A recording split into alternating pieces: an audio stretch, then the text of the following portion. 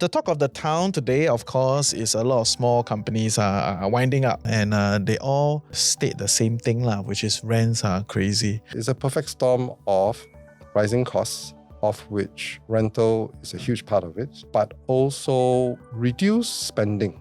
So that's what led to the record number of F&B closures that we have seen as reported from the 2024 ACRA business closure numbers. And as far as we can tell, 2025 is looking the same.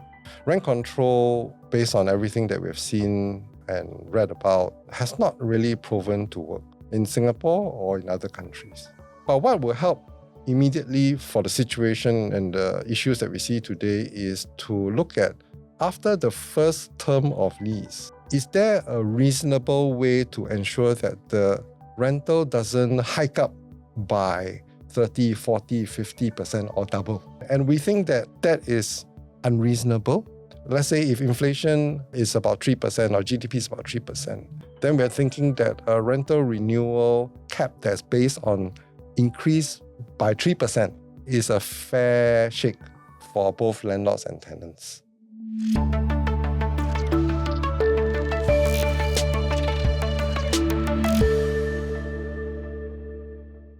Welcome back to the TFC Business Show. I'm your host, Reggie, aka your Chief Financial Coconut, and today we have an interesting topic. Okay, I think it's interesting. I know every episode I also say interesting, but this topic is right up the alley of the day. A lot of people are talking about this whole small businesses are not keeping up, it's very tough, business is closing and all that stuff, right? So we've done an episode previously with Flo, and I think that did very, very well. But besides all the anger, I wanted to move the conversation further to see how we can then, as small, medium enterprises, be smarter with our leasing arrangement, be better tenants. We want to be smarter in this so that we can succeed and thrive. So I'm very excited to be in studio with Terence from SGTuff. Thanks for having me. Yeah. So, when I first heard of SGTuff, right, I think was MP Low Yen Ling, I think. Right, she was the one that in one of the speeches at SGTuff, then I was like, SGTuff is some more, right?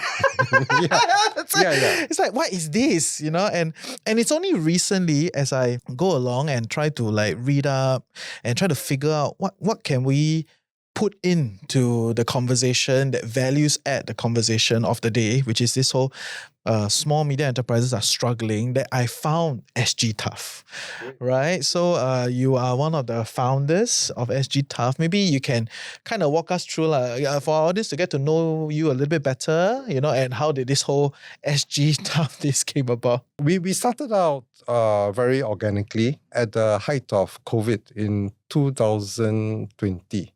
It started out as a WhatsApp group, informal WhatsApp group of micro SME business owners who were mainly with tenancies.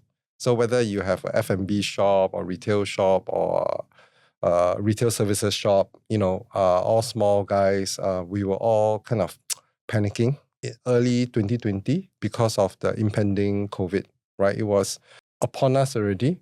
Government in Singapore and around the world were starting to impose restrictions. And apart from worry, actually, I don't even think we were worried about our own health. We were just worried that about the business. About the business more.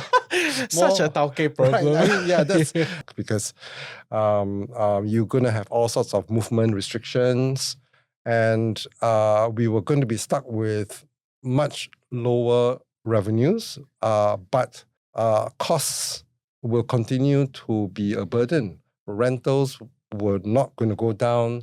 We were not thinking about firing or letting go of our staff, not immediately anyway, because we're all small businesses and we all depend on those few staff that are really important for us, right?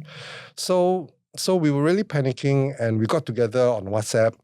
I joined very early on when there were 30 of us on the WhatsApp group, all complaining but not knowing what to do. And within 2 weeks, 30 grew to 500, and within another 2 weeks, 500 grew to 1,000, right? So very quickly, there was 1,000 of us.